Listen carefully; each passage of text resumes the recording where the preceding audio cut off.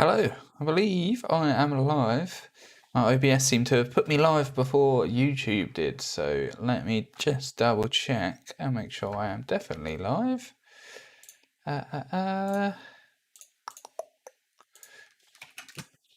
Bear with me. Sure I am definitely live. Yeah, I am definitely live. Okay, I was not actually prepared to go live, so bear with me 1 second. I wanted to have some music running as well, so let me just chuck that on. This one, play, put it quite low.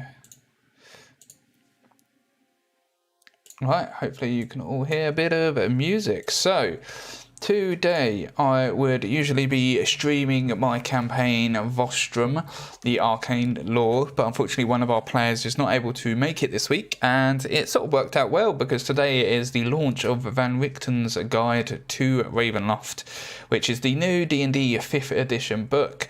So instead of the usual scheduled stream of the live play, we're going to have a look through Van Richten's Guide to Ravenloft, see what is inside there. I'm going to decide, I literally have not opened the book yet, so I am going to see what is in there, and then we're going to pick some different sections and go through it and see what we can find. And I'll give my comments along the way, tell you what I like, what I don't like, what I would have liked to have seen, and stuff like that. So first off, let me get the book open.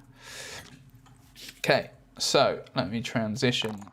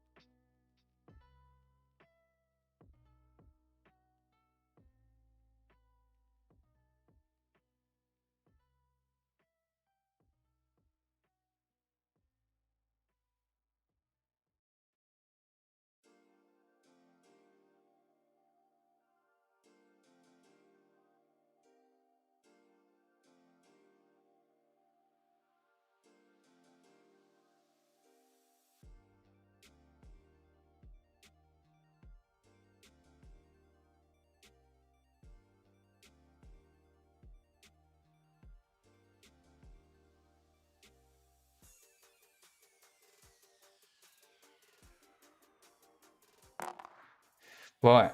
I thank you for saying that.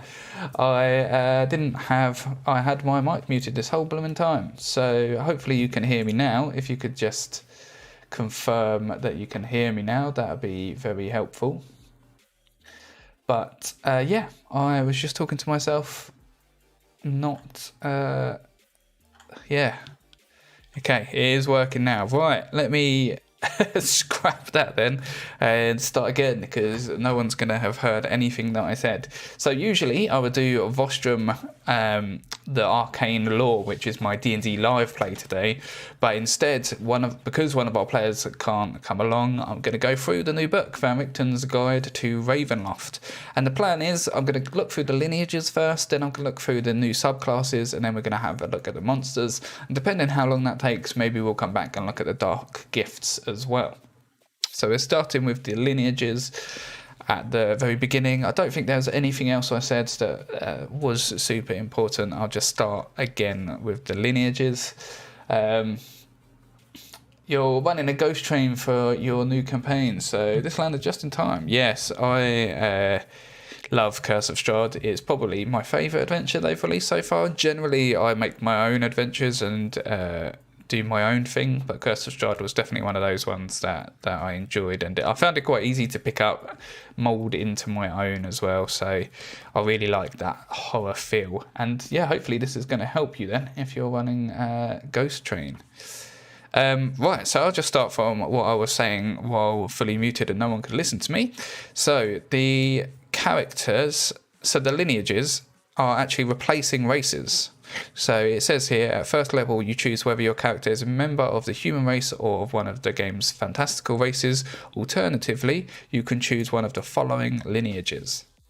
And just in case you're not aware, in Curse of Strahd, they had an issue with the Vistani, which is a group of people in that book that are very much inspired by Romanian gypsies, and in the book they make it sound that all of them are bad, all of them are evil. And obviously with race issues in the world at the moment and stuff like that, painting one group or race of people with that brush is not okay. So this is Dungeons and Dragons way of changing it from race to lineage. I just think using the word lineage is gonna help them with that problem as well, because rather than saying because you are this race you are this type of person, they're changing it to say this is your background rather than your straight up race. So yeah, it looks like it is replacing races, which I assume later books will do very similar as well. Maybe even if they do a Player's Handbook 2.0 or Dungeons & Dragons 5th edition, maybe they're actually just going to abolish the idea of races altogether and change it into this lineage idea. Oh, very nice. So Arclight is saying that he's running a Victorian Eberron horror homebrew. Very nice. Yeah, that sounds interesting. Let me know how that goes. How long have you been running it for? Is it new, or have you been running it for a little while? Okay, so when determining your ability score, increase those scores by 2, increase different score by 1 or 3. Okay, so this is just general stuff. So let's have a look at the Dampier then. So what do they get? Does it just... Okay, so it does just list the traits. So there's a load of flavor text here as well. If you don't know what a Dampier is, it is sort of like someone who is part vampire, is the easiest way to explain it. If I load up this picture, you can see a little bit of art there. Second session is next week. Well, good luck. I'm always really excited to run new games. That's one of my favourite parts, to be honest, especially with players who aren't as experienced, because they're the ones that throw curveballs at you the most. It also includes some roll table stuff to help you determine what your hunger is for and what your origin is. And it's also, so part of this book is going through all the domains of dread. So they're sort of like different dimensions, I guess is the easiest way to explain them. And this explains which of these domains of dreads you would most likely see Dampiers in. So Barovia, which is the one from Curse of Strahd, Darkon, and Icarth. I haven't looked through the domains of Jed yet, so I don't know anything about them. But I will look at that off stream probably, because there's quite a lot of them and quite a lot of stuff to read through. So, the Dhampir traits. So they're humanoid, you're medium or small. Okay, so that's interesting. You can choose the size when you gain the lineage, so you could choose to be small. They're 35 feet walking speed, which is 5 foot more than other races or other lineages. Ancestral legacy. If you replace a race with this lineage, you can keep the following element of that race: any skill proficiency you gained from it, and any climbing, flying, or swimming speed you gained from it. If you don't keep any of those elements, or you choose this lineage at character creation, you gain proficiency in 2 skills of your choice. Okay, so if you were an elf, for example, and then you became a Dhampir, you can choose to keep some of the following elements of that race. So any skill proficiency and any climbing, swimming, or flying speed, which is quite a nice idea. You get to keep some of your old races information, but if not, they've got a little thing here as well. So you got dark vision, which is normal. You don't need to breathe. That's quite an interesting one. So you don't have to worry about being underwater or in places which are a vacuum, which is quite nice. So spider climb, you have a climb speed equal to your walking speed, and at 3rd level you can move up, down, and across vertical surfaces and along upside down on ceilings while leaving your hands free. So you can actually walk on stuff, which is quite cool. You don't need all 4 of your limbs touching it, so that's quite nice as well. And then I assume this is the big one for the Dhampir, the vampiric bite. You get a bite as natural weapons. You make a simple melee attack, and you add your Constitution modifier instead of your Strength modifier to the attack and damage rolls. It deals 1d4 piercing on hit. While you're missing half or more of your hit points, you get advantage on the roll, which is quite nice as well. When you attack with this bite and hit a creature that isn't a construct or an undead, you can empower yourself with one of the followings. You regain hit points equal to the piercing damage dealt, or you gain a bonus to the next ability check or attack roll you make. The bonus equals the piercing damage dealt. That's interesting. I don't think stuff like that's happened before, where you get a bonus to your next ability check or attack roll, depending on how much damage you do to someone. So that's quite interesting. You empower yourself with despite a number of times equal to your proficiency bonus, and you gain all expended uses at long rest. So this is interesting. A lot of the natural weapons that are given to races, such as the tabaxi, aren't really much better than just a weapon. They're just an alternative. But this is better than a dagger, for example. So in this picture, I believe the person has a dagger, so it'd actually be better for them to buy it than to use a dagger. So I quite like that. I like that they've added this little extra bit to make it better. And it's interesting that you can use your Constitution modifier as well instead of one of the normal modifiers like Strength or Dexterity. So yeah, all in all, a pretty cool first lineage. Let's see what the next one is about. So Hexblood, we're once again gonna go through all of the flavor text and just go straight to the traits. So there's one roll table in this one, just like here, some information about the domains of dread it might turn up in.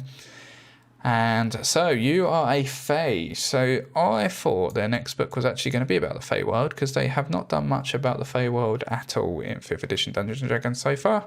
So hopefully the next one will be, or maybe what's it called? I want to say Spellslinger, but that's not right. The one with the spaceships in space and stuff like that. Once again, you're medium or small. You choose this when you gain this lineage. Right, so this is if you replace this again, you can keep one of the skill proficiencies or climbing, flying, or swimming speed. If not, you get 2 proficiencies. So that's the exact same as the Dhampir. Dark vision, everyone knows what that is by now, I believe. Eerie token. As a bonus action, you can harmlessly remove a lock of your hair, one of your nails, or one of your teeth. I don't know how you can harmlessly remove one of your teeth, but okay.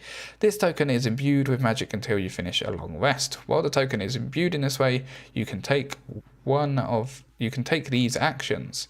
Telepathic message. As an action, you can send a telepathic message to the creature holding or carrying the token, as long as they are within 10 miles of you. So you can give someone your tooth and then telepathically talk to them. Very disturbing.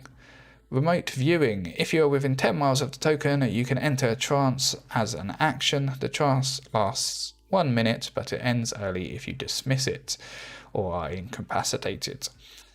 During this trance, you can see and hear from the tokens as if you are located where it is. While you are using your senses at the token's location, you are blinded and deafened in regard to your own surroundings. When the trance ends, the token is harmlessly destroyed. Once you create a token using this feature, you can't do so again after a long rest. So they're two quite nice features, I would say. Nothing massively, game breaking or that interesting to me. I definitely like the damp here better so far, but I can see there being some people that will really like that for their characters, especially if they have a character that's all around the idea of divination or control and stuff like that as well. I just need to very quickly make sure I actually posted about this on my Twitter. Yes, just done it. Perfect. Just in case people want to actually come and see. So you can also just cast Disguise Self and Hex spells with this trait. Once you cast either spell with this trait, you can't cast that spell with it again until you finish a long rest. You can also cast these spells using any spell slots you have.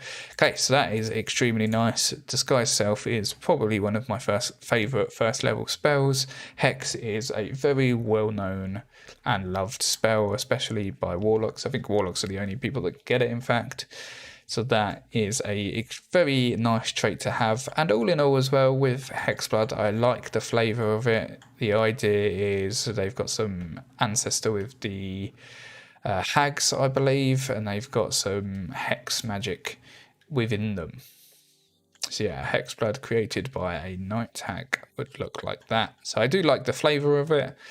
I'm not sure, these two here are one of those things that will probably only come up a few times in a campaign. They won't be used every session. Maybe I'm wrong. Maybe some people would like to use them every session. But this hex magic is very cool and is very nice. And there's a little section here about becoming a hag as well. So you can turn into a hag, which is cool. So it says if they do become a hag, they become an NPC, no longer under the control of the player. Which you see that a few times in Curse of Strahd as well. KK, I think the Hexblood sounds fun to play. Yeah, I agree. I think I'm going to like all three of these, to be honest. I like the whole horror feel, so is, yeah, probably going to be good for me. Okay, so the Reborn. So this is a sort of a zombie undeady version. I believe it's sort of like Frankenstein style thing. Yeah, manufactured bodies. This is quite cool art with the spectral arm in the back there and the spectral eye on the left hand side of the string. Some more domains of dread information. So you are a humanoid, you're medium or small. So all the top bits the exact same. You've got walk speed of 30 feet. You do not get dark vision like the other two. Deathless nature. You have escaped death, a fact represented by the following benefits. You have advantage on saving throws against disease and being poisoned, and you have resistance to poison damage. So that's very nice. And that's also what dwarves get. They get that exact same thing as well, I believe. You have advantage on death saving throws, so there's not many mechanics that change death saving throws, especially in classes and races and stuff like that. So that's interesting that they've added that as well. You don't need to eat, drink, or breathe. Very, very nice, I guess. That stops you having to worry about survival and stuff like that. You don't need to sleep, and magic can't put you to sleep. You can finish a long rest in 4 hours if those are spent in active, motionless state, during which you retain consciousness. Okay, so they're all very nice, and it all definitely fits the idea of that you're sort of undead to a degree. Arclight saying this is good if you kill a PC. Yeah, I assume you are talking about the becoming a hag bit. Yeah. Oh, no, you're talking about reborn as well, so you can kill the PC and then they can come back as a reborn. That is a very good idea, actually. I hadn't thought of that. So yeah, if you accidentally kill a PC, they could be rebuilt and then come back like this guy, all undead and not very well. Knowledge from a past life. You temporarily remember glimpses of the past, perhaps faded memories from ages ago or a previous life. When you make an ability check that uses a skill, you can roll a d6 immediately after seeing the number on the d20 and add the number on the d6 to the check. You can use this feature a number of times equal to your proficiency bonus, and you gain all expended uses when you finish a long rest. So that is enhanced version of guidance, I believe, which is a cantrip that clerics get. It's an ability check that uses a skill. So yeah, that's pretty nice to have, and it is limited by the amount of times you can do it, equal to your proficiency bonus. But in theory, you could use guidance on top of this. So you could do a skill check, roll this d4, and have guidance on you, so you get an extra d4, and it can make it quite hard for you to roll anything less, especially if you're like a divination wizard or halfling that can't roll a 1. It makes it a bit harder for you to fail checks, I would say. So now we've read all 3 of them, I definitely think they all fit where they are supposed to. The Dhampir definitely makes you feel like a vampire by simply just giving you the vampiric bite and the spider climb. The Hexblood, just giving you those 2 spells at the end, Disguise Self and Hex, is extremely nice. And there's some nice little parts here which connect you to hag sort of thing as well. And then the Reborn definitely feels very undead, especially because of all of the deathless nature features that you get here. And that knowledge from a past life is actually a pretty nice thing to have as well. So they are all very nice. I generally think you probably wouldn't use them unless you're running a horror or a Ravenloft style of campaign. Unless actually what Arclight said happens, you kill a PC and you need to bring them back somehow, you can turn them into a reborn, which would be quite nice. But generally, unless your campaign revolves around like vampires or hags and stuff like that, you're probably not going to see many Dhampir or Hexblood lineages. But it's always an option, and that is cool. Arclight saying that I wish they had a werewolf, bear, etc. Yeah, I don't think they've introduced that other than, so in the monster manual there is a little insert about if someone got the lycanthrope curse. But it's not much, it's not anywhere near the detail that they have here. But it's, yeah, just a little insert. But yeah, you're right, they definitely could have done that quite easily, I think, making the whole werewolf, werebear, wererat kind of thing as well. Right, let's go on to the subclasses then. So kicking off with the Bard College of Spirits. Both of these subclasses have been in the Unearthed Arcana, which is how Wizards of the Coast release test material that people can look at, and then you can fill out a form to say what you think about them. So let's kick off the Bard College of the Spirits. So at level 3 you get Guiding Whispers. So you learn a cantrip Guidance, which we were just talking about, which doesn't count to one of the cantrips you know, and it has a range of 60 feet when you cast it. So I believe it's a touch spell usually. In fact, I can hover here. Yeah, it's a touch spell usually. So it gets a range of 60 feet, which is actually pretty powerful.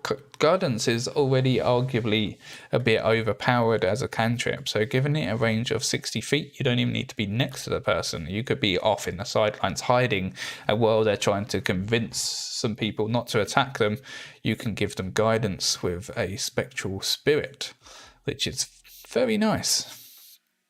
Spiritual focus. You employ tools that aid channeling your spirits. You can use the following objects as a spellcasting focus for your bard spells: a candle, crystal ball, skull, spirit board, or tarot deck. So usually for bards it is a musical instrument of some kind, so this is making the spellcasting focus something a bit more spiritual, which is nice as well. And then there's this nice little bit of art here of someone using a tarot deck to cast a spirit there. Starting at 6th level, when you cast a bard spell that deals damage or restores hit points through the spiritual focus, roll a d6 and you gain a bonus to 1 damage or healing roll of the spell equal to the number rolled. Okay, so you just get to enhance it a bit, so sort of similar to giving you the guidance. A guidance spell. You also can then roll a d6 to get a bit more damage or a bit more healing, which is very nice. So that's if you are using the spell focuses. 3rd level, you get Tales from Beyond. You reach out to spirits who tell the tales through you. While you are holding your spiritual focus, you can use a bonus action to expend 1 use of your bardic inspiration and roll on the spirit Tales table using your bardic inspiration die to determine the tale the spirits direct you to tell. You retain the tale in mind until you bestow the tale's effect or you finish a short rest. Okay, there's a lot of confusing language in that, so let's continue. You can use an action to choose 1 creature you can see within 30 feet of you to be the target of the tale's effect. Once you do so, you can't bestow the tale's effect until you roll it again. You can retain only 1 of these tales in mind at a time, and rolling on the spirit table immediately ends the effect of the previous tale. Okay. So let's have a look at some of these then. There's quite a few. So for the next 10 minutes, whenever the target makes an intelligence, wisdom, or charisma check, the target can roll an additional die immediately after rolling the d20 and add that die to the check. The extra die is the same as your bardic inspiration. Okay. I'm wondering why you wouldn't just roll your bardic inspiration there. Have I missed something? So if you roll an intelligence, wisdom, or charisma check, the target can roll an extra die immediately after rolling d20 and add the extra die's number to the check. So that's... I feel like I must be missing something. But that's just the bardic inspiration, isn't it? But only for intelligence, wisdom, and charisma checks. Okay, let's see what some more are. When you make a melee spell attack against a target on a hit, the target takes force damage equal to 2 rolls of the bardic inspiration die. Okay, so that's different. So that's better. Let's have a little. The target becomes invisible. That's nice as well. Okay, I want to see if they are all beneficial effects. It looks like they are. Okay, I was wondering if you could affect an enemy with it, and there's some negative ones in here, but sometimes it's, good ones. Okay, so let's go back here just so I can understand how it works. You reach out to the spirits while you're holding the spiritual. You can use your bonus action to expend 1 of your and roll on the spirit table, determine the tails. So this is a bonus action to roll. You attain the tail and a short rest. You can then use an action to choose. Okay, so you use a bonus action to roll on the table, and then you use an action to actually use it. I'm still a bit confused about this first one though, because it's for 10 minutes. Whenever the target makes an intelligence, wisdom, or charisma check, the target can roll an extra die immediately after rolling the d20 and add the extra die's number to the check. So that is just the normal inspiration. Okay, so a roll table can be fun for some players. They like the randomness of it. I quite do as well. Having a very quick look through some of them, it does seem quite interesting, like this one here. The target spews fire from its mouth, which is very different to this one, which makes them invisible, and then this one that makes you do a bit more damage. So yeah, there's some quite interesting things here, and I guess it's quite fun having the randomness of not knowing what ability you're going to be able to do, and then once you've seen what ability you got on the roll, then you have to decide who you give it to, because some might be better for other players than others. So the invincible one, you might actually decide to put that on the rogue, but if you had rolled this dragon one, maybe you would have decided to put it on the barbarian at the front. 6th level. Spirits provide you with supernatural insights. You can conduct an hour-long ritual channeling spirits using your spiritual focus. You can conduct the ritual with a number of willing creatures equal to your proficiency bonus. At the end of the ritual, you temporarily learn one spell of your choice from any class. The spell you choose must be of an equal level to the number of creatures that conduct the ritual or less. The spell must be of a level you can cast, and it must be of skill, divination, or necromancy. The chosen spell counts as one of your birds, blah, blah, blah. Once you perform the ritual, you can't do it again until you do a long rest, and you know the chosen spell until you do a long rest. So essentially, you can do an hour-long ritual to learn any spell. And you can conduct a ritual with a number of willing creatures equal to your proficiency bonus. The amount of creatures you use determines the level of the spell, but you can only do a spell of a level that you can cast. Quite an interesting idea. So an out of combat ability. I like the idea that you can pull in a number of willing creatures. So you can pull in party members, NPCs, people like that to be able to do the ritual with you, and that actually has a mechanical benefit to the feature. So yeah, that's quite cool. That's quite a unique idea, I think. I haven't seen much like that in the past, to be honest. So very nice. And then the last one, the 14th level College of Spirits feature.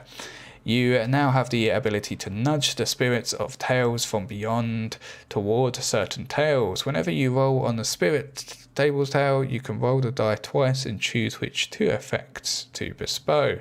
If you roll the same number on both dice, you can ignore the number and choose any effect on the table. Okay, so it's just an enhancement of this feature here, which is nice. Okay, so all in all, there's some quite interesting things about this. I like the idea of the flavour of it by being able to use different spellcasting focuses. It changes you from being a lute playing bard to this spiritual style of bard you can see here in the art. I like the idea of the roll table, as long as I haven't looked through all of them, but as long as there's none which are a bit naff and not exciting to get, then I like the idea of the roll table. The level 6 spell or ability, is really interesting to me. It's really unique. How useful will it be? I think it'll be pretty useful. It will probably become something that happens every day in game, because you might as well. It's just an hour-long ritual. You just do that first thing, you get a spell that you can choose from any class, and then you have that until you do a long rest at the end of the day. And then this last one's just a little bit of an enhancement. So all in all, I like it. So I will definitely be allowing people in my game to play that. And then let's go into Warlock the Undead. So it gives you some examples here of some people that might be your patrons. A Serarak is from the... what was that book called? The Tomb of Annihilation. That's the one. Tomb of Annihilation. There's a Vampire Tyrant Cass here, which is... my brain is just not working today. Vecna's enemy, I guess. Rival, if you want to say that. And there's some other ones here as well, which is nice to give you some options. Or, of course, you can make your own. So they get expended spell list. I'm assuming all of them are very necromancery and some enchantment in there as well. But yeah, they all completely make sense to the expanded spell list. So you also get Form of Dread. So you manifest an aspect of your patron's dreadful power. As a bonus action, you transform for 1 minute, gaining the following benefits while transformed. You gain temporary hit points equal to 1d10 plus your warlock levels. The temporary hit points are always very nice, but especially at first level, so that is very nice to get straight off the bat. Once during each of your turns, when you hit a creature with an attack roll, you can force it to make a wisdom saving throw, and if failed, it becomes frightened. Once again, very nice to get at level 1, and you are immune to the frightened condition. Even better, so if you come up against a dragon, you don't have to worry about their frightful presence. You can transform a number of times equal to your proficiency, a bonus, and you regain all expended uses when you finish a long rest. The appearance of your form of dread reflects some aspect of your patron. For example, your form should be a shroud of shadows forming the crown and robes of your lich patron, or your body might glow with glyphs from ancient funerary rites and be surrounded by desert winds, suggesting your mummy patron. Very nice bit of flavour there. It only lasts 1 minute, so it's not something that you're going to be doing all of the time, but it's still very nice to have, especially at level 1. I do wonder how often you're going to use this feature later on, but I suspect... Oh no, I was going to say I suspect that later it is enhanced, but it doesn't look like it is actually. But let's get on to the next one. So at 6th level, your patron powers have a profound effect on your body and magic. You don't need to eat, drink or breathe, which once again is very nice for your for survival. So if your campaign has a lot of survival in it, that'd be nice to have. In addition, once during each of your turns, when you hit a creature with an attack roll and roll damage against the creature, you can replace the damage type with necrotic. While you are using your form of dread, you can roll 1 additional damage die when determining the necrotic damage the target takes. So necrotic in Dungeons & Dragons doesn't have many people that are resistant to it, which is quite nice. It's only, well, undead stuff, I guess, that is. Or not all undead stuff, but some of it is. So turning your slashing damage to necrotic, for example, is quite nice. Right, next. Your connection to undeath and necrotic energy now saturates your body. You have resistance to necrotic damage, and if you transform to a form of dread, you instead become immune. Very nice. Immunity is always going to be nice, especially to necrotic if you are in a domain of dread, which is all about undeath and necrotic stuff. In addition, when you would be reduced to 0 hit points, you can use your reaction to drop to 1 instead and cause your body to erupt in a deathly energy. Each creature of your choice within 30 feet takes necrotic damage equal to quite a bit. You then gain 1 level of exhaustion. Once you reuse this reaction, you can't do so again for 1d4 long rests. So that's an interesting idea. So it's like the orc ability, but also you do an explosion, and as a detriment, you get 1 level of exhaustion, and you can use your reaction to... once you use the reaction, you can't do it for a couple of days rather than just 1 long rest. There's not many abilities that do that at the moment, but they have been adding more in that do more than 1 long rest. Last one, your spirit can become untethered from your physical form. As an action, you can project your spirit from your body. The body you leave behind is unconscious and in a state of suspended animation.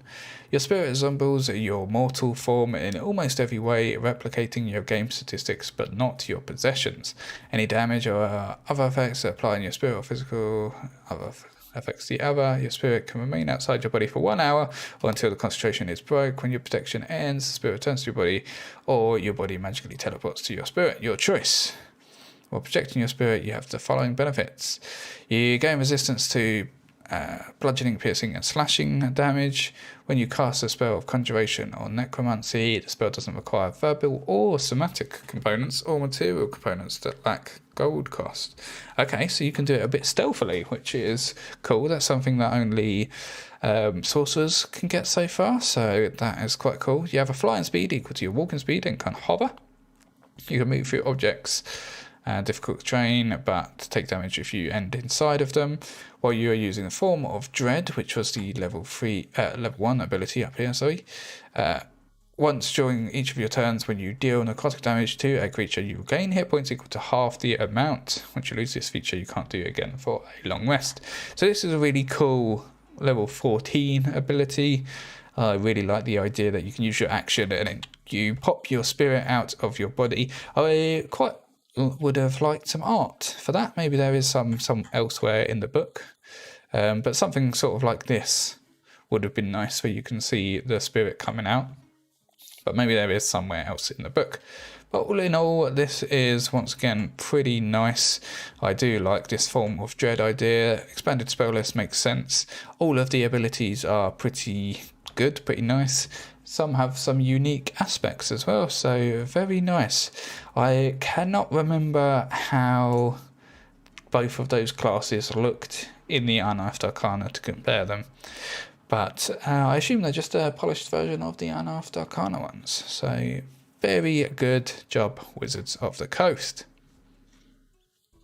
Right, so now I was going to go and look at all of the monsters. I'm just going to have another quick look through to double check I haven't missed anything I want to go through first.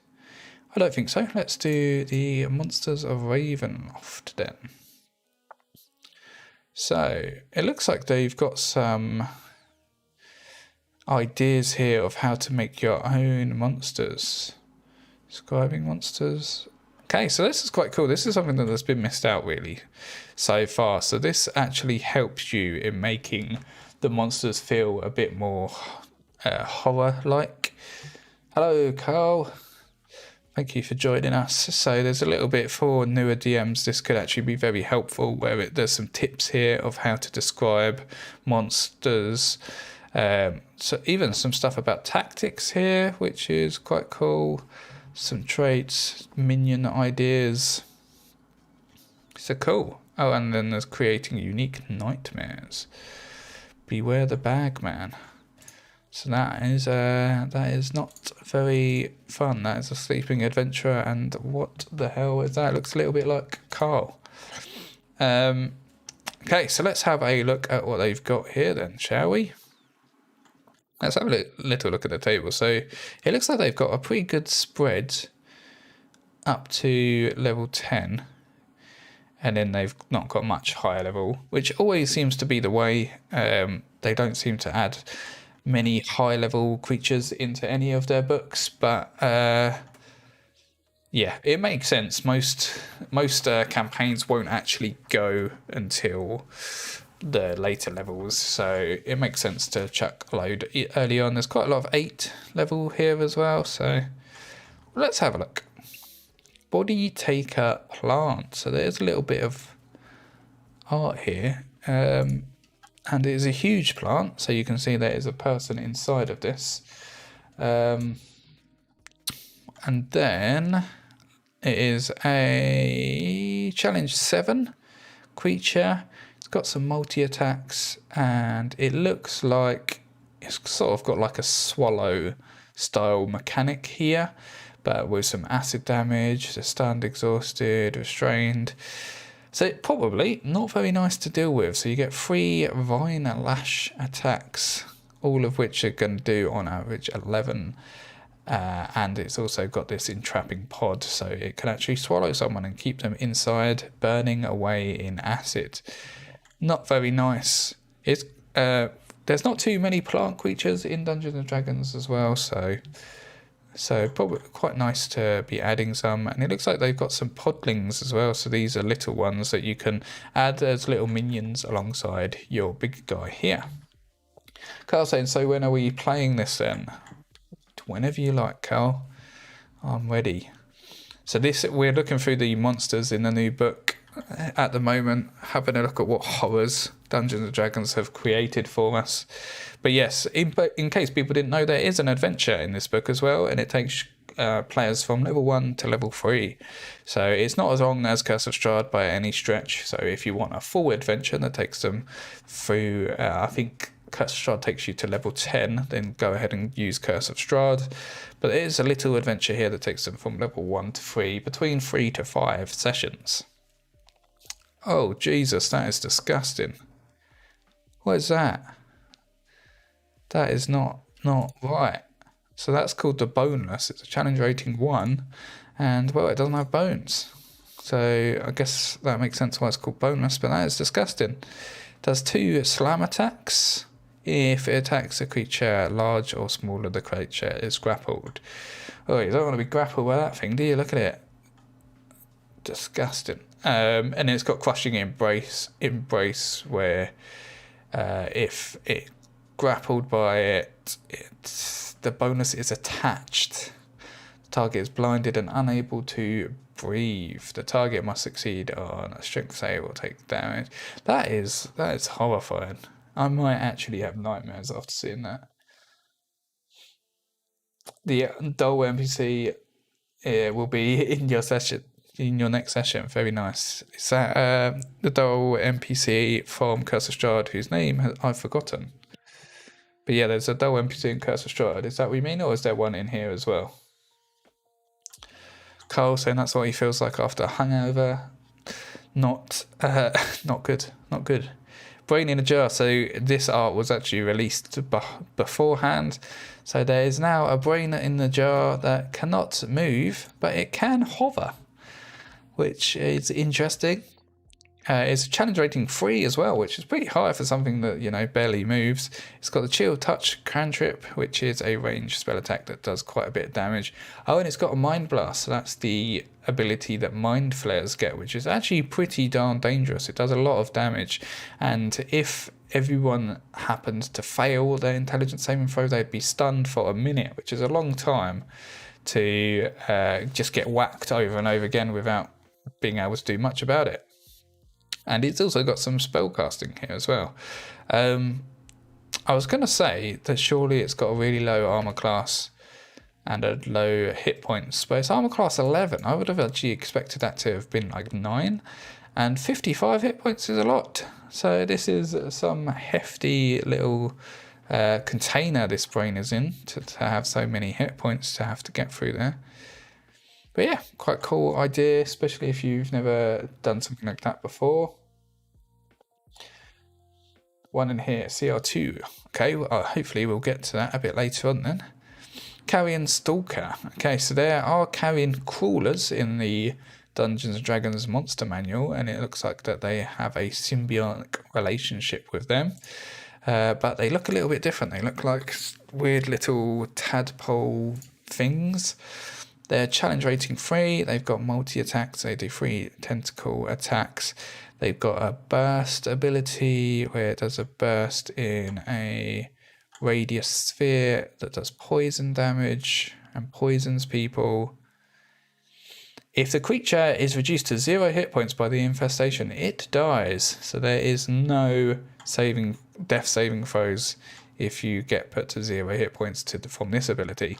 And then it becomes a Carrion Stalker itself in 1d4 weeks. Stuff like that is very nasty and also very, very dangerous to throw at your players. Challenge rating 3, you could be throwing this at a level 2 party.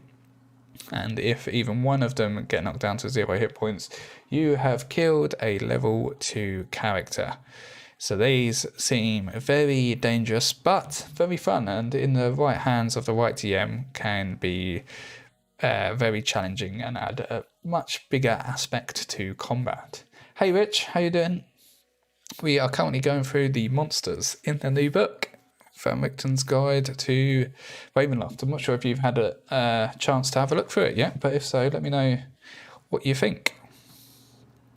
Carrionette. So I'm guessing this is going to be related to the Carrion Stalker. Oh, that's that's creepy. That is not okay. So it's challenge rating 1. It's got a silver needle, which it uses as a weapon. A soul swap. So unless the target is protected from that spell, it must succeed a charisma saving throw. And if it fails, it controls the target's body. And the target is unconscious for 1 hour. Once again, pretty nasty. This is a CR1 creature, and with just a DC 12 charisma saving throw, it could a player could lose its body to this creature.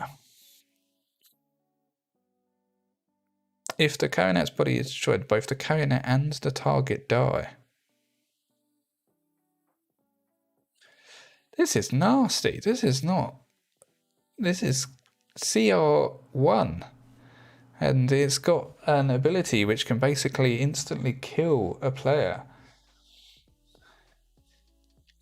Yeah. Yeah, it's pretty nasty.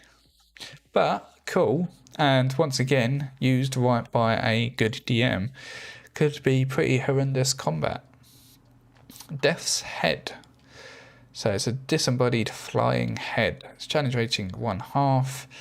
And it's got a bite attack. It's got a mind-bending bite as well. And a petrifying bite. Okay, so it looks like that it's got different forms here. So 3 different forms. Each different form has a different bite attack. Nice. Oh, this guy looks pretty nasty. He's got some little Medusa heads here. So what does he do? So he's a challenge rating 10, so a big boy here. And he's got headless summoning. So he can summon 3 death's heads. Mythic actions, award party, additional for defeating. Okay, so he can just summon some heads. Nice. Got some legendary resistances here and some mythic actions here. So mythic actions. Have they got a bit about mythic actions in this book? I don't think so. So I believe mythic actions were included in one of the Eberron books that was released, if I remember rightly. So if the headless summoning trait is active, it can use this option below as legendary actions. So it fits under the legendary actions, but can only be used if the headless summoning is active. It's also got multi-attack with 2 battle axes here. Its legendary actions are moves out with speed, provoking, attack opportunities. So it just does some big old hits there for 3 legendary actions. Coordinated assault, so does when the guy makes a battle axe attack, one of the death's heads can also use a reaction to a melee attack. And Deathless Wail, an echo and shriek issues the headless stump. So all pretty nasty, but very cool, very different. There's nothing like this in the game so far, I don't think.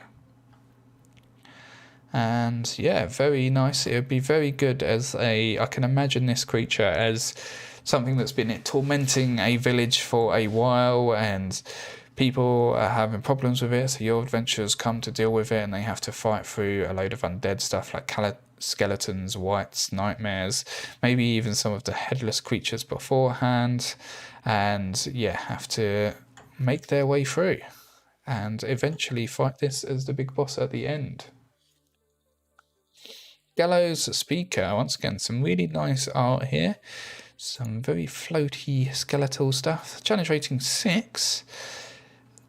And so what can he do? So he's got a lot of ghostly style stuff here.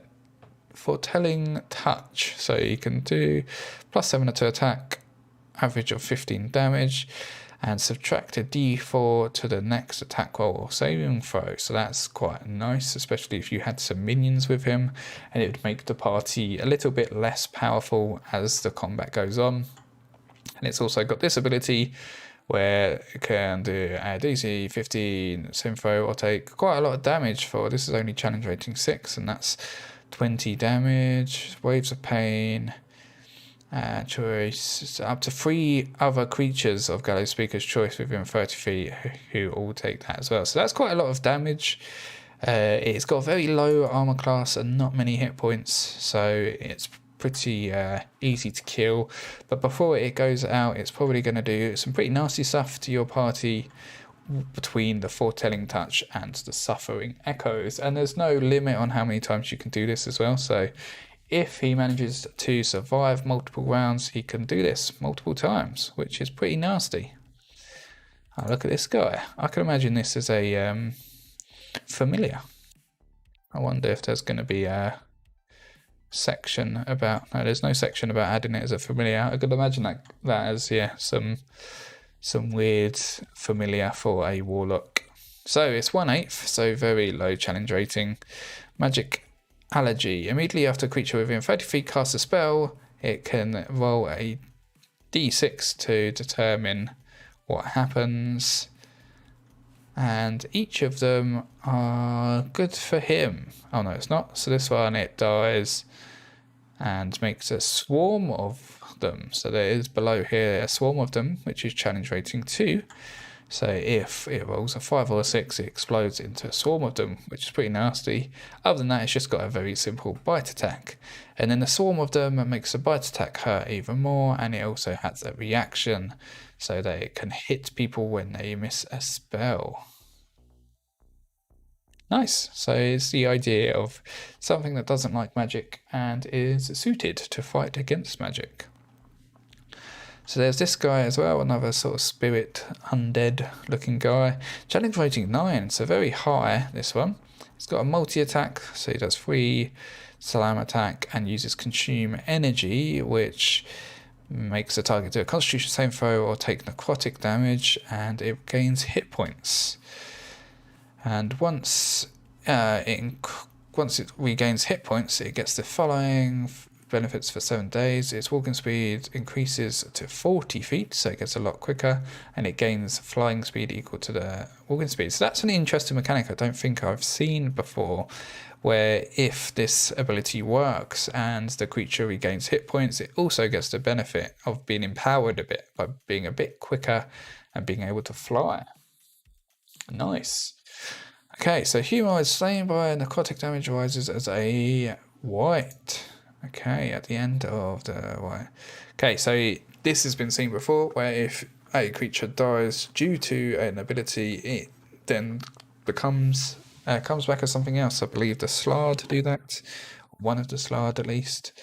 And it's also got change shape, so it can change into a beast, humanoid, or undead. Nice, pretty nasty. Again, challenge rating 9. It does quite a bit of damage with its slam attacks, and it's got that consume energy ability, which is pretty nasty as well. On to the next one. So this is a lycanthrope of some kind. It sort of looks like a werewolf, but apparently is different. It's got some legendary actions, so it's a challenge rating 13 with some legendary resistances. It does 2 longsword attacks in human form, or 1 bite and 1 claw in direwolf form. Its bite is pretty nasty, doing an average of around about 30. Its claws are also pretty nasty and could be knocked down prone.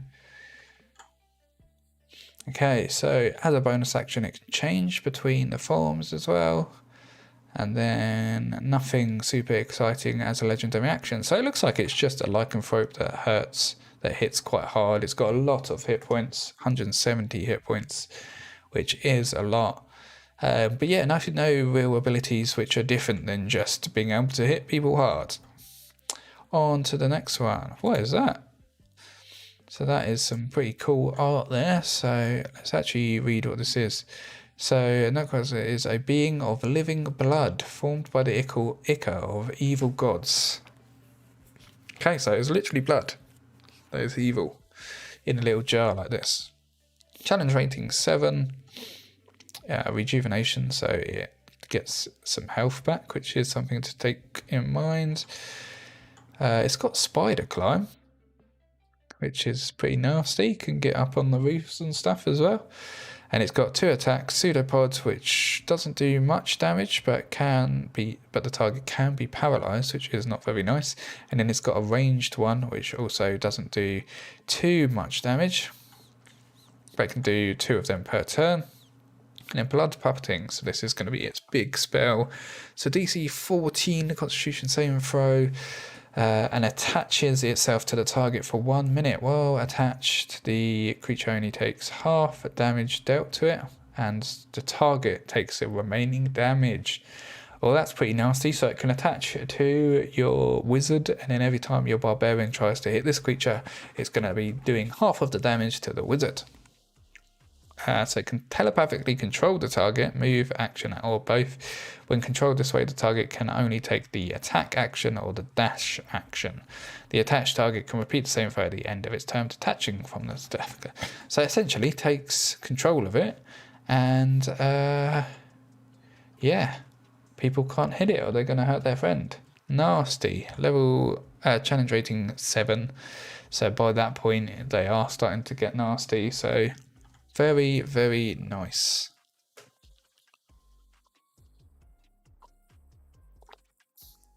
So the Nosferatu is a type of vampire. These are a mythological creature. If you've never heard of them before, challenge rating 8, so once again quite high. They've got a lot of stuff which is like vampires, like sunlight, sensitivity, spider climb. They can make 2 claw attacks followed by a bite attack. So each of those a little bit nasty, not too bad though. So 9 damage, and then this is a total, there's quite a lot here. So around about 20 damage. And then it's got that feature as well, which I think vampires have as well, where the hit point maximum of the target is reduced by the amount of necrotic damage taken, which is always quite nasty, especially if you've got a long combat. And then its big spell is that it does a 15-foot cone, a DC 16 concentration saving throw, and everyone fails who takes necrotic damage, and it can't regain hit points for 1 minute. Once again, pretty nasty. If you end up having a long fight with creatures like this, it can get quite bad quite quick, because the maximum hit points is also going down during the fight, meaning that their clerics or the druids or the rangers can't heal the party back up, and they end up pretty screwed. Okay, so this, it looks like there's going to be a few different types of creatures here. Oh no, maybe not. I thought by this picture I thought there was going to be 3 different types of priests. So these are priests that use soul tattoos to do magic by the looks of it. So they're challenge rating 6. They got tattoos, or which means if they get to 0 hit points, they can roll on the boons of undeath, which is down here. The priest dies and receives the boon. It already has. If it receives a new boon, it revives at the start of its next turn. So even if you knock them down, they revive with some sort of boon. To prevent this revival, the tattoo of the priest's body must be destroyed. The tattoo is invulnerable while the priest has at least 1 hit point. The tattoo is otherwise an object with AC 15 and it is immune to poison and psychic. It has 15 hit points, but it regains all of its hit points at the end of every combatant's turn. So that's pretty nasty, so it's going to be quite hard to actually keep this guy down then, and each time you do get it down, it's going to come back with a different ability here. Nasty. And then it also gets multi-attack, one of which can paralyze a creature till the next turn. It's got a ranged attack here, and it's got a bonus action, which is Soul Tattoo. What does that do? The creature has the size and silhouette of the original body, but is that what it uses? Stat block of the tattoo vanishes as the trapped soul manifests as a shadowy creature. Oh, okay, so it can make a shadow. Yeah, so it can also make a shadow and include that in the fight. Once again, pretty nasty. All of these have been pretty nasty so far. Okay, so yeah, pretty nasty as well. So yeah, if you have a quick look over these benefits they get when they get knocked to 0, they're also pretty nasty. This is a pretty deadly book by the looks of it then. So there's some restless creatures here, and then there's an area here about how to create a restless killer. That's a cool bit of art with this big raven scythe. Is that a scythe? I don't know what you'd class that as. Maybe a battle axe or a pick, a war pick. So slasher is challenge rating 8, does 2 knife attacks. Each knife attack is very nasty, doing a lot of necrotic damage, and it also wounds the creature as well. So even if they don't get hit again, they're still going to be taking damage. Slasher can take 3 legendary actions as well, and this guy also has legendary actions, but he's challenge rating 12. He does some pretty nasty attacks again. So yeah, Executioner's Pick is going to hurt you, and he's got Deadly Shaping, magically shapes the future of its surrounding. Deadly Implement DC 18 dexterity saving throw. If it fails, is struck by one of the following: Flying Stone, lots of damage, or Scoring Shrapnel, which is some damage and also some necrotic damage, and is also wounded. The wound ends. So yeah, really nasty. Again, this one's a little bit more basic, that's the sort of thing that you'd expect compared to some of the previous ones. KK saying that, I think you were talking about this last one, the Priest of, I don't actually know how you say that, Ozzibus is very cool aesthetic. Carl saying it's pretty badass. Yep, definitely deadly and not going to be fun to come up against. Star Spawn Emissary. So Star Spawn were introduced in Volo's guides to everything, if I remember rightly. So there's already some Star Spawns, and there is a lesser Star Spawn, which is challenge rating 19, and then a greater Star Spawn, which is challenge rating 21. So these are pretty nasty creatures. Let's see what size. So that's medium and that's huge. They've got a lot of hit points, 241 and 290. Let's see what they can do. So they've got legendary resistance and legendary actions. They've got multi-attacks, each of which do a nasty amount of damage. And they can change shape into a small or medium creature of its choice. When its body melts away, a greater Star Spawn instantly appears in an unoccupied space. Okay, so if you kill a lesser Star Spawn, a greater Star Spawn immediately turns up and starts to beat on your party. So once again, the idea that if you kill it, the combat's not actually over, which is fun. So the greater Star Spawn has a lot of attacks, 3 attacks, each of which doing a lot of damage. Some ranged as well. It's got an Unearthly Bile, which is 100, so 30-foot radius, and then they have to do a DC 23 dexterity saving throw, which is obviously very high, or take 55 acid damage. For each creature that fails the saving throw, a Gibbering Malva, which is also pretty nasty. It's a challenge rating 2. It appears in an unoccupied space and acts right after the emissary's initiative count and is enhanced in some way. So pretty nasty, really. It's got legendary actions and legendary resistances as well.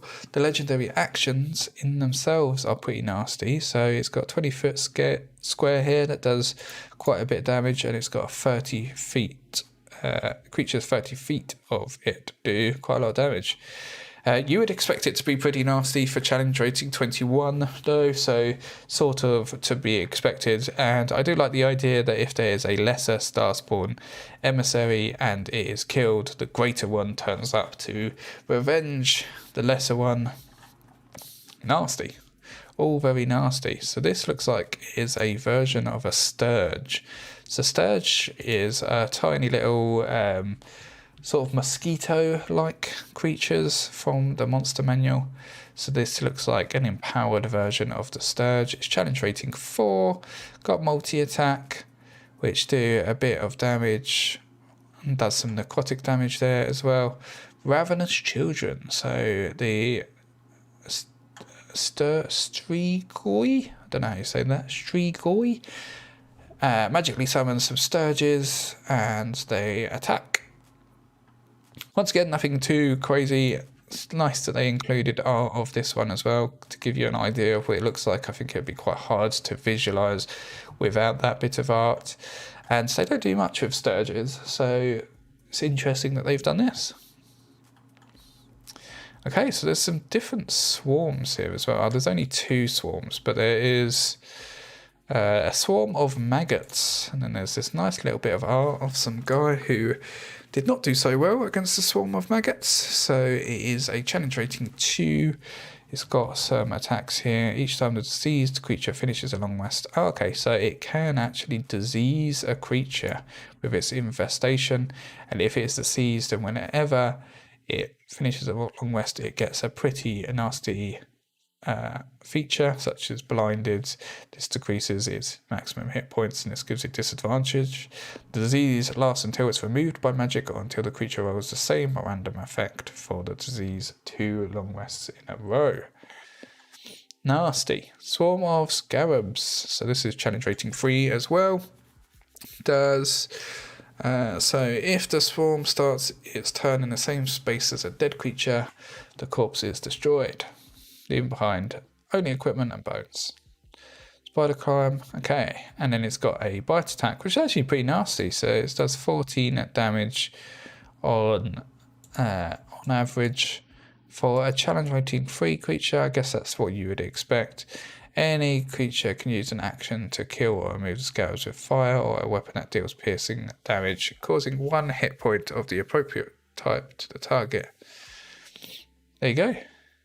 Okay, on to the next one then. So these are Inquisitors of a factions. There's a few of them, all of which have some cool art to go along with it, and all of which are challenge rating 8 as well. So it looks like this top one here is the spellcaster. So it has some spellcasting, but it also has multi-attack with a silver longsword, which does some pretty nasty force damage. Sort of feels like a Jedi to some degree. So it's got some force magic, but it's also got a blade, which could be a lightsaber, maybe. Just saying. And then it's also got a Inquisitor's command, so it could be charmed until the turn, and it's telepathically controlled like a Jedi. So Inquisitor of the Sword basically can do more with a sword. Also gets a little bit of magic as well, and it can teleport using a bonus action. And then the last one is Inquisitor of the Tome, so it gets a little bit more magic, and also implode. Each creature in a 20-foot radius sphere centered on a point the Inquisitor can see within 120 feet does a Constitution saving throw or takes a lot of force damage and is knocked prone. It also has a reaction to increase its AC by 4 against attacks. All pretty nice. I actually really like it when they include factions like this with multiple different types of, I guess they are creatures, but they're not really creatures within it. And it's all about Count Strahd von Zarovich. So yeah, quite cool. Like it. Unspeakable Horrors. Unspeakable Horror. Oh, look at that guy. Pretty nasty looking as well. It's challenge rating 8, formed by the mist. It's got ooze, relentless strides, multi-attack, does 2 limbs attacks, both of which are pretty nasty amounts of damage, and it also has a 30-foot cone with a DC 15 Constitution saving throw or taking a lot of damage. It looks like these might be formed in the mists. So surrounding the domains of dread are mists. So it looks like that this is a creature that you might actually find within the mists, which is quite cool that they've included this. They've not just kept the creatures within the domains, but also creatures that might be around the domains. So that's cool. And that bit of art is pretty nasty. Imagine pulling that out and showing your players that that's what they're fighting. They're probably not going to be too happy. Okay, Vampiric Mind Flare. So there's quite a few different types of Mind Flares now, and now they've added Vampiric Mind Flare to the mix. And that is some pretty horrifying art of a Vampiric Mind Flare as well. Is CR 5, which is actually relatively low, so not too bad. It's got claws, got tentacles, it's got sunlight sensitivity, like you would expect from something that's vampiric. Drink Sapience, I think you say that. So the creature has to do a wisdom saving throw or take psychic damage and gain a level of exhaustion. Mind Flare healing from that. So that's something you don't see too often as well. The idea that attacks give exhaustion to players, so that's pretty nasty as well. And Disrupt Psyche is the bonus action, so you can do a 30 feet radius sphere, DC 15 intelligence saving throw, or be incapacitated. So very much like the normal Mind Flare, Mind Blast, I think it's called. Were Ravens. So Were Ravens turn up in Curse of Strahd, but I don't think they're statted out. So this is them actually being statted out. They're challenge rating 2. They've got multi-attack with beak or short sword, depending if they're in Raven form or human form. And they can change shape. Nothing too crazy about them here, but it's nice that they have statted them out, seeing as they were already a part of Curse of Strahd, and I assume a part of this book as well. So yeah, and it's also got a little bit about Were Raven lycanthropy here as well. And then zombies. So it looks like this is the end. Yeah, so there are different types of zombies. So there is a swarm of zombie limbs, which is an interesting idea. So instead of actually just fighting zombies themselves, you might end up fighting the limbs of zombies. And they've got multi-attack, they do a little bit, and it looks like they try to grapple and restrain you as well. Doing a little bit of necrotic damage, so nothing crazy, but it is nice that they statted it up. Zombie Clot. Oh wow, that is once again pretty horrifying. I've said that quite a few times in this video. Yeah, it's basically a load of zombies that have sort of been mashed together to make this big old zombie construct.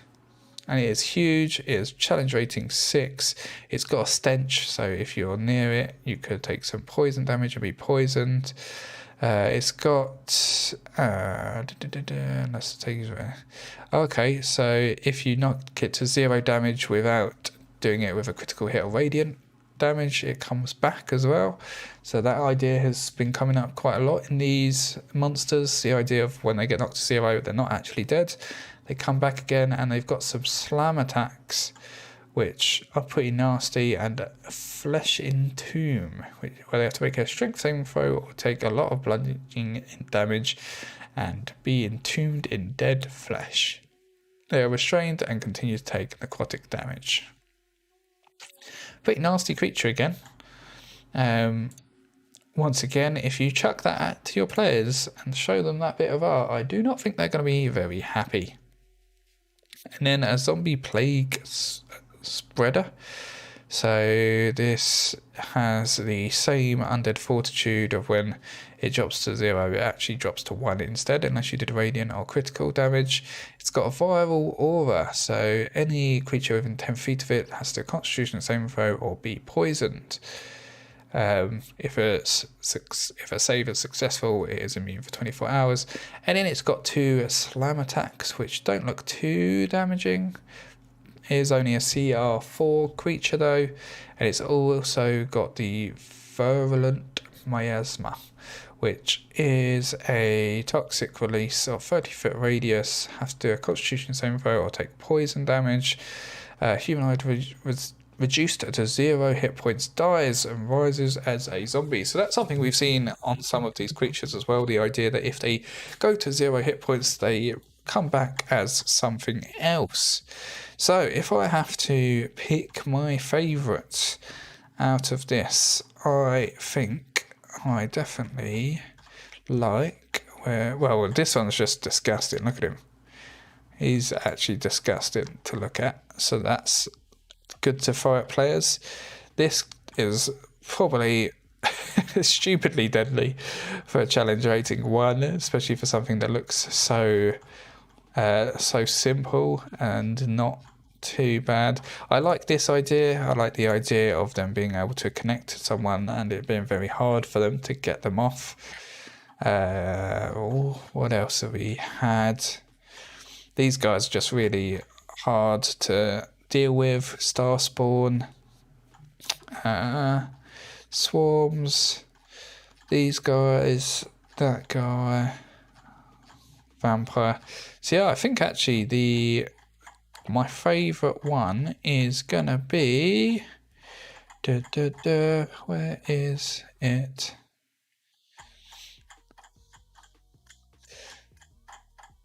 I feel like I've gone past it. Oh no, these guys.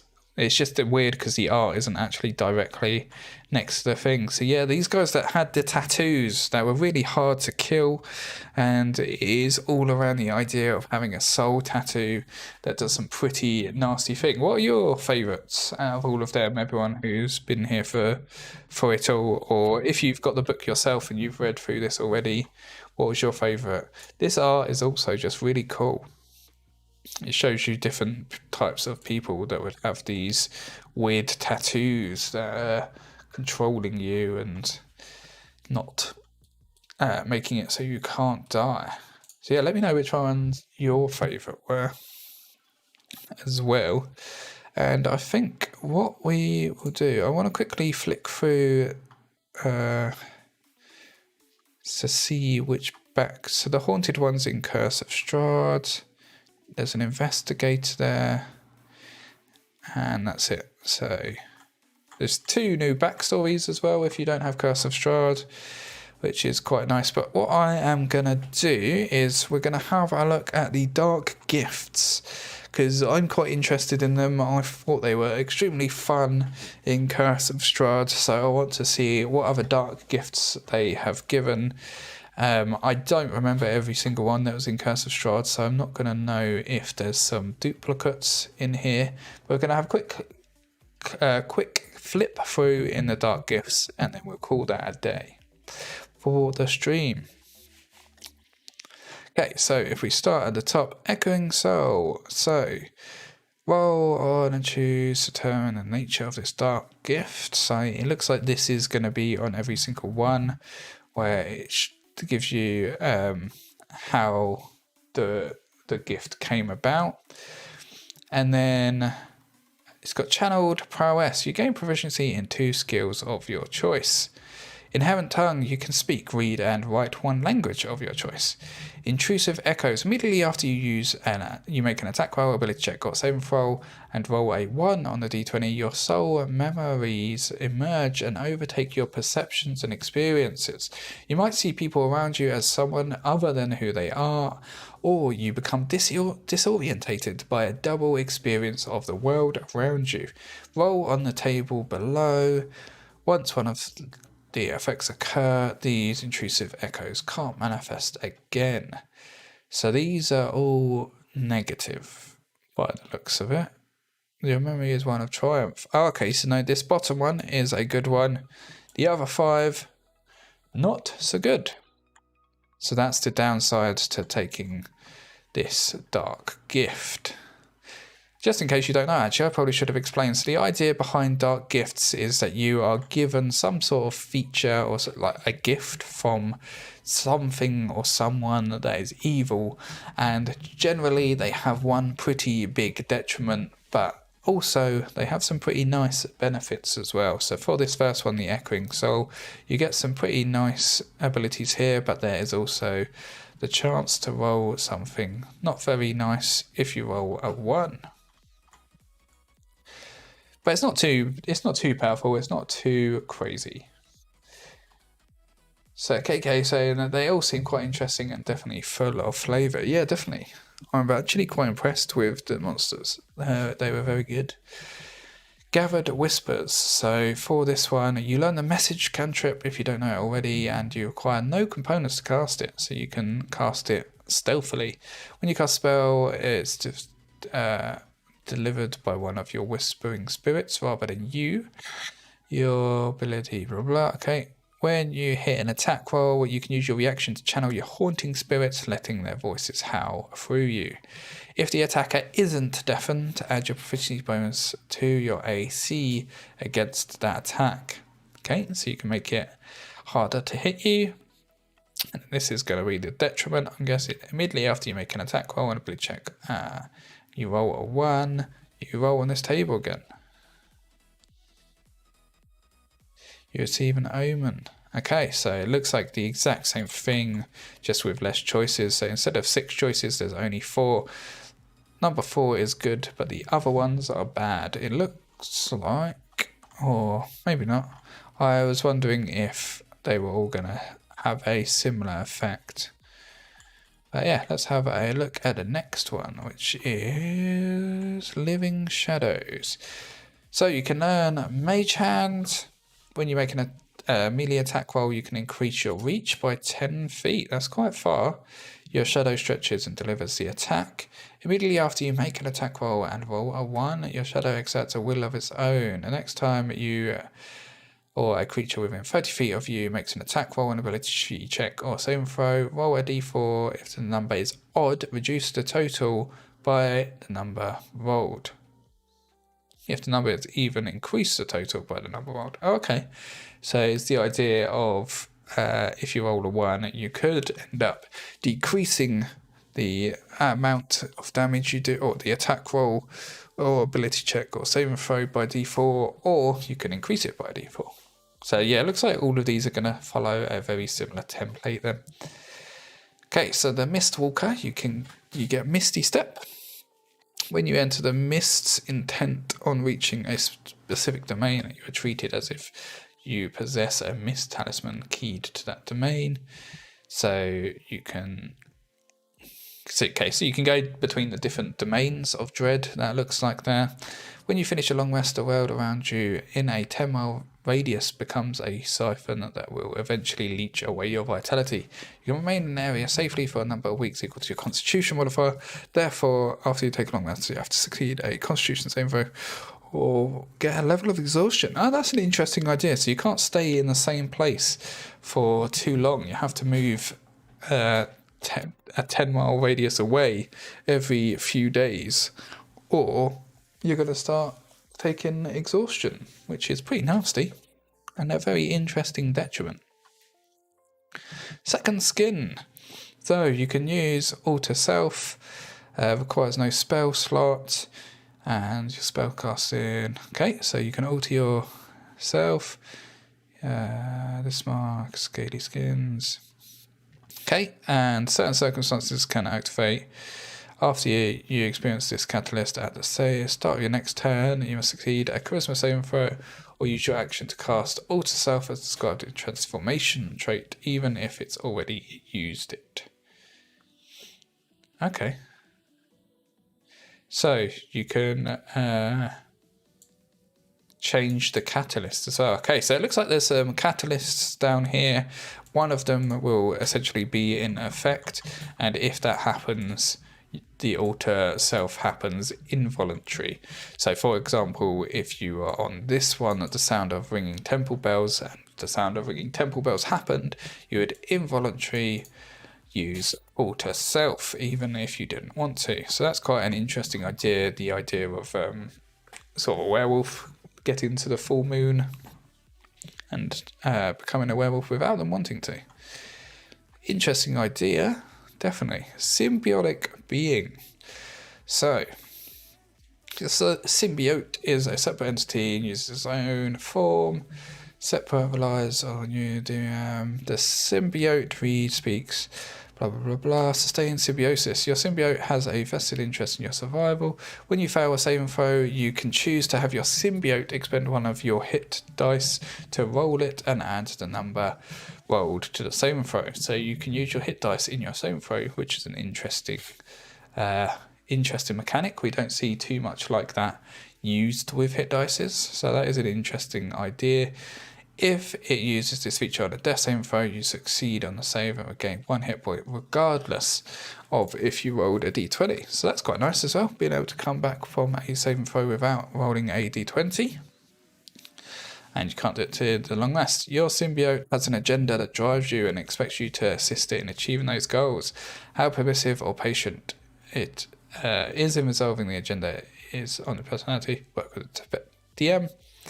Okay, so if the opportunity advances agenda and you don't act, the symbiote might force your hand. You have to do a charisma saving throw or become charmed.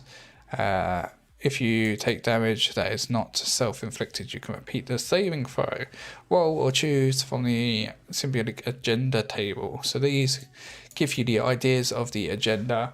You as a player have to go along with them, and if not, there's a chance that you will be forced to. So let's have a look. The symbiote seeks to destroy a specific type of being, such as fiends, trolls, or paladins. So that could get you in some trouble, especially if if you have to get rid of paladins and you meet a paladin. Obviously, don't attack them because you don't want to attack them, and your symbiotic agenda takes over and you have to attack the paladin. KK, the symbiote one, is kind of venom-esque. Yeah, very much like having venom, or carnage is the one in the new film as well. I like that. I really like that idea. I would definitely use this as an idea. This could be something that someone has in their backstory from level 1, that there's this weird thing going on about them. So yeah, I definitely like that. Right, 2 left. Touch of Death. So Death Touch, you can focus your deadly touch against your foes. As an action, make an unarmed strike. On a hit, you do necrotic damage. Okay, so you get a bit more damage. Inescapable Death. When you hit a target with an attack roll and deal necrotic damage, you ignore the target's resistance to that damage. Okay, so you do some pretty nasty necrotic damage. Within Contact. When you start your turn grappling a creature or grappled by it, the creature takes necrotic damage. So there's not really any downsides here, is there? Or have I missed something? Yeah, magic slightly druid of fairy makes her. Oh, okay, so there's some small manifestation things here, but yeah, there's nothing really that's pretty bad, other than I guess maybe it's supposed to be this one that people can't touch you, but to be honest, especially with what's going on in the world, it's probably best to not get too close to people at the moment. Okay. On to the final one. So this one is the Watchers, and you've got Borrowed Eyes. So as an action, you can influence the presence, guiding the Watchers for 1 hour. For the duration, you gain advantage on intelligence and wisdom checks, and you can't be blinded. Once you use this feature, you can't use it again until you finish a long rest. You have disadvantage on charisma, deception, charisma performance, and charisma persuasion checks made against creatures that can see the Watchers, and you have disadvantage on saving throws made against a scrying spell. You can temporarily dismiss or hide the Watchers with some effort. With 1 minute of work, you can do a DC 15 charisma handling check. You can surpass your Borrowed Eyes and Dread for 1 hour. Once you successfully suppress this feature, you can't do it again to finish a long rest. So it looks like you get some sort of Watchers that do give you a benefit, but they also give you a pretty nasty detriment, and I'm not sure if the benefit of this one is actually worth the detriment. I don't know why you would ever purposefully get this dark gifts. The other ones, some of the other ones I can see why you would purposely make the decision to get the dark gift, but yeah, with that one I'm not too sure. I think my favourite dark gift was definitely this symbiotic one. I can see that being an extremely fun character trait to have. And to definitely add some interesting things into the game. So I think that is probably where I'm gonna call an end to this stream and having a look through. I just wanted to see what other bits there are. So there's a spirit board here, which is quite cool to download and use, and I assume if you get the physical book you can open that and use it. There's Travelers of In the Mists, which have some information about people you might see. So here's the Vistani, which we spoke about a little bit earlier. It's also got the Keeper of the Feathers, which are were ravens. It's got some other groups here, and then it's got Mist Wanderers, which are individual people by the looks of it. I wanted to see if they had any art.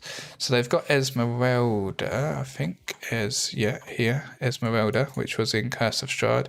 They've got Rudolf van Richten, who is obviously the writer of this book. Erasmus van Richten, which I believe, I won't spoil anything, but it's Van Richten's son. There's a bit of art here. So he ends up finding a amber sarcophagus from, I assume, the temple in Curse of Strahd. Yeah, it's quite cool that they've got this section here. I assume some of these come up in other areas of the book, and it says to refer to these. These are all the different domains as well, so if you are wondering if you should buy the book or not, this is literally the contents of the book. So you've got loads of different domains that they explain here, and then there's even an area where they list out the others but just with less details. There's also how to create horror genre here. There's some tools over here that help you make your campaign or your game more horror-like. There's an adventure, which is just this one here, which takes your players from level 1 to level 3, and it's all based around a horror house style thing. We've had a look through the monsters, so you know what's in there. There's lineages up here, there's dark gifts and subclasses that we've looked through. We very briefly went over the backgrounds as well. So that is the complete contents of the book. Are you going to be buying it? That's the question. Do people think they are going to go ahead and grab the book at all? Let me know. I'm just quickly going to have a quick jump onto a link. So if you are going to buy the book and you haven't yet and you want the actual physical book, I do have an affiliate link. So if you buy it through the affiliate link, I get a very small commission from the price. So I'll chuck that in the chat just in case you do want to buy the book now after seeing the contents of it. And it costs you no more money to buy the book that way, but it just means I get a little bit of commission for doing that. So I would very much appreciate it. Yeah, I think I'm going to call it an end to the stream there then. We've been through pretty much the whole book. KK, I don't know, money is a little tight, but it is very tempting. I've been debating between this and the Candlekeep Mysteries. Yeah, I guess it depends what you want from a book. I believe the Candlekeep Mysteries, aren't they? That's a book similar to Tales. Yeah, so that one's got a load of mini adventures throughout the book. So they're two very different books, I guess. This is more of a campaign guide to help you create your own campaigns in Ravenloft, whereas Candlekeep Mysteries, it does the work for you and it makes a few different ones that you can take some players through. So it sort of depends what you want, depends which you want. Arclight saying you are going to get this. Very nice. Let me know what you think when you've had a proper look through. I'm going to have a look through the Domains of Dread off stream, and I'll probably be making some videos on the different ones, maybe a video going over all of them quickly, so make sure to subscribe to see that. There's quite a few of them, as you can see here though, so I didn't want to go through them all live on stream so I could actually sit down and read them properly. I feel like Monsters is a bit easier to flick through and you get the gist of it without actually having to read every word, whereas the Domains of Dread you'll actually have to sit down and read every single word. So let me bring up my big self so that I can, there you go, there I am. Thank you for coming. It is great to see you, KK, again. Thank you for coming every week and watching our stream as well. It will be back normal next week, and in theory we shouldn't have any weeks which are missed from next week onwards until the end of the campaign. So the end of the campaign will be wrapping up towards the end of June, so we've got around about a month or two left of that campaign. So anyone else who's here and hasn't come and tuned into that campaign, it's every Tuesday, 8 PM GMT, 4 PM EST and 1 PM PST, I think that's right. It's 8 PM GMT definitely, and then work out the conversions for your area there. Thank you, Arclight, for coming as well and interacting and having a chat as well. And you have it on D&D Beyond, but I need to start getting the physical because books. I actually have more or less completely converted to D&D Beyond now. I don't buy physical books, especially since we were all stuck at home and we started playing games online rather than in person. The books are not as useful as D&D Beyond. I think the search feature helps a lot as well, so I can now just go to the search bar in D&D Beyond and type in what I'm looking for and find it, rather than having to get out all the books. Maybe I've forgotten that it's actually in Volo's guide and I've taken out Mordenkainen's guide. So yeah, I definitely like D&D Beyond now and have fully committed to that, I think, and hopefully it never shuts down, because that would really suck. Right, well, yeah, thank you all for coming. I am going to end now. I will see you next week for some more streams. I've got a video coming out later this week. It should come out Friday afternoon or evening. It should be coming out afternoon if you're in USA, evening if you're in the UK or Europe area, so look out for that. Arclight saying, can you get a D&D Beyond affiliate link? No, I do not believe you can. I believe it's actually something that's been asked for quite a while from content creators, but unfortunately you cannot. No, I just did a quick Google and you definitely cannot. You can do affiliate links for the GM's Guild or DM's Guild, whatever it's called, but yeah, not D&D Beyond, unfortunately. So yeah, that sucks a little bit for us D&D creators, but what can you do? Okay, thank you all for coming, and until next time, happy gaming.